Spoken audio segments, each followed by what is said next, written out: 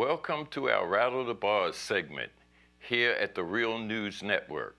I'm Eddie Conway, and today we are drawing our attention to a recently published report titled Prisons of Poverty. This report by the Prison Policy Initiative provides the pre-incarceration income of the imprisoned and provides national data on the pre-incarceration income of incarcerated women.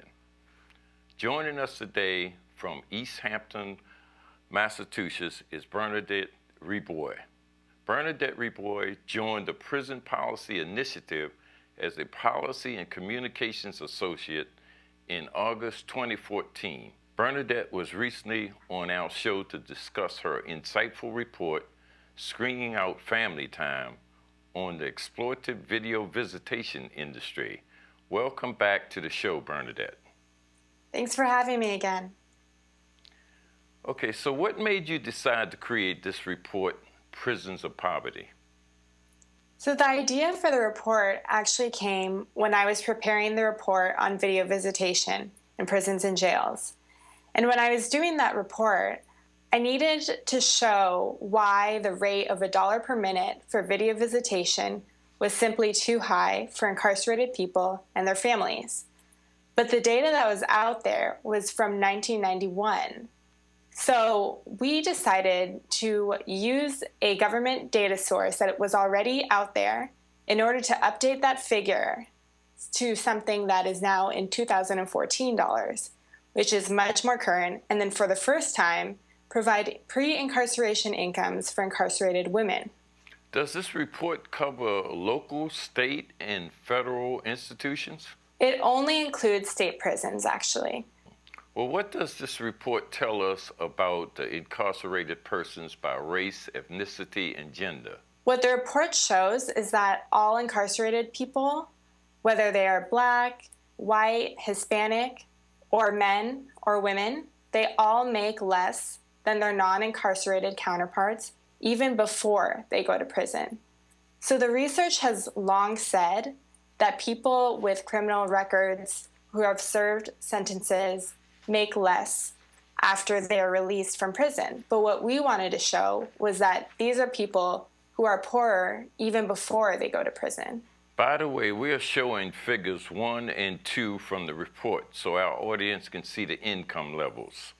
Yeah, so you can see from those figures that the incarcerated people make 41% less than the typical non-incarcerated person.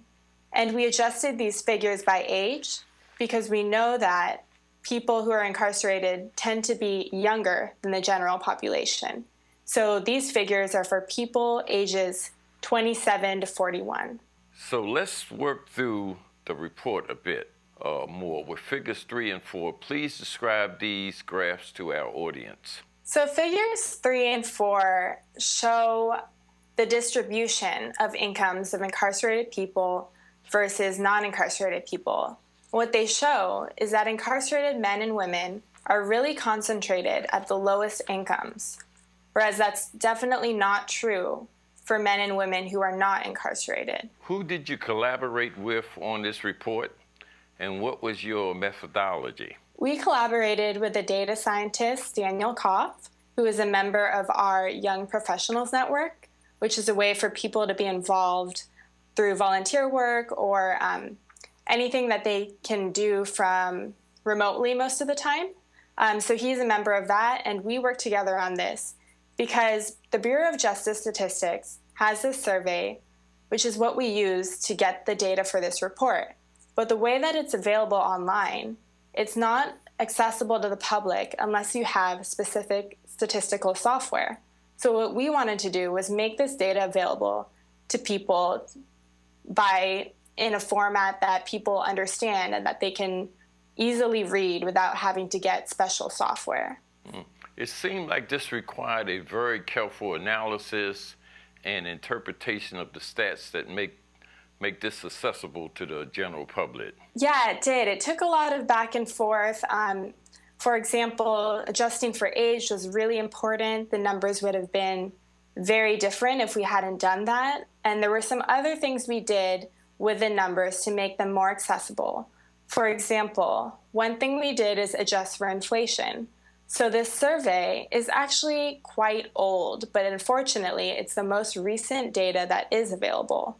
So the survey was conducted back in 2004, which is kind of old. But unfortunately, the Bureau of Justice Statistics won't be doing another one. And so there won't be newer data for at least another few years. So we adjusted for inflation so that these are in numbers that people understand in today's dollars. And then another thing we did is the survey asked for people's incomes the month before they were incarcerated. So what we did is change those numbers from monthly to annual. So hoping, once again, that people will be able to better understand those numbers. Well, how do you envision this report being utilized to create effective public policy changes? So we decided to really make this report as simple as possible with really just one takeaway, which was proving the obvious, that incarcerated people are poorer than non-incarcerated people of the same race, ethnicity, or gender, and of similar ages. And we're really hoping that people can take this data and use it for their different causes. For example, one way is hopefully this will add some more urgency to the debates around ending employment discrimination for people with criminal convictions. Another thing that we're really hoping to start the conversation on is how some of these communities that send the most people to prison or jail have been neglected by our government and our social services. So we're hoping that this report will also add fuel to that conversation about how maybe in some ways our social services and policies failed some of these people before they even went to prison.